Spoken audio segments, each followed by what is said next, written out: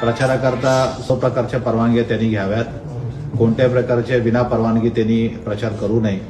त्याचबरोबर कोणत्याही शासकीय कार्यालय, पोल किंवा इतर कुठल्याही सार्वजनिक ठिकाणी विना परवाना कोणत्याही प्रकारचं पोस्टर किंवा झेंडे लावणे हे योग्य नाही. त्याप्रमाणे योग्य ती पुढची कारवाई आमच्या FST कडून होईल.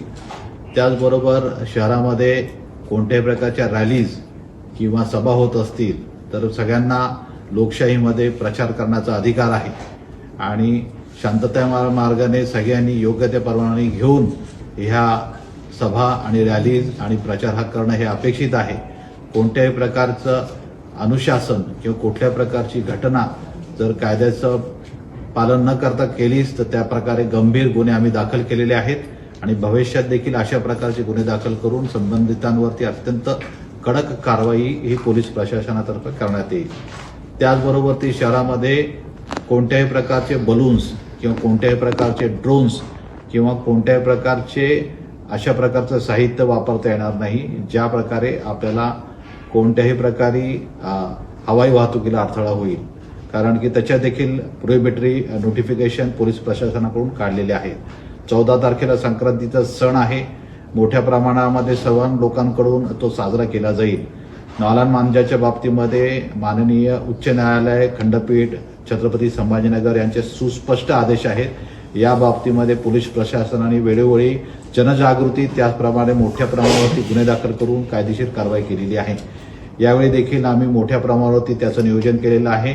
अशा प्रकारे नायलॉन मांजाचे कोणीही वापर करेल तर त्याच्यावरती गुन्हे दाखल करून सर्व संबंधितांना विक्रेता करणारा, त्याचबरोबर उडवणारा, त्याचबरोबर त्याचा वापर करणारा यांच्यावरती कारवाई केली जाईल आणि माननीय उच्च न्यायालयाच्या आदेशाप्रमाणे त्यांना मोठ्या प्रमाणाचा दंड देखील लावण्यात येईल. मतदानाच्या दिवशी देखील जे आदर्श लोकशाही आचारसंहितेचे जे काही नियम आहेत ते सर्व उमेदवारांनी त्यांच्या कार्यकर्त्यांनी पाळावेत. मतदान केंद्रावरती कोणत्या प्रकारची गर्दी होणार नाही, मतदारांची गैरसोय होणार नाही याची प्रशासनातर्फे योग्य ती सुविधा घेतलेली आहे.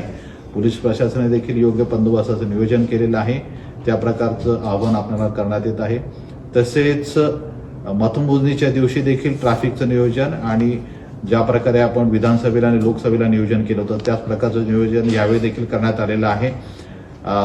त्याच्याबद्दल देखील काही आपण म्हणत असताना काही लोकांच्या चुकीमुळे काही लोकांच्या जीवनाचा घोड होत नाही. त्याचं कारण आहे नायलॉन मांजाचा वापर करणे. आता माननीय उच्च न्यायालयाने स्पष्ट केलेलं आहे, जर कुठलाही मायनर जर त्यांनी नायलॉन मांजा वापरत असतील तर त्या आढळल्यास त्यांचा पालकांविरुद्ध आणि त्यासोबतच त्यांना खरेदी करण्याचा प्रोत्साहन केलेल्या व्यक्तींना आणि त्यासोबत ज्यांनी विकली त्यांच्याही विरुद्ध कडक कारवाई केली जाईल. या लक्षात ठेवा. वोट कर छत्रपती संभाजीनगर.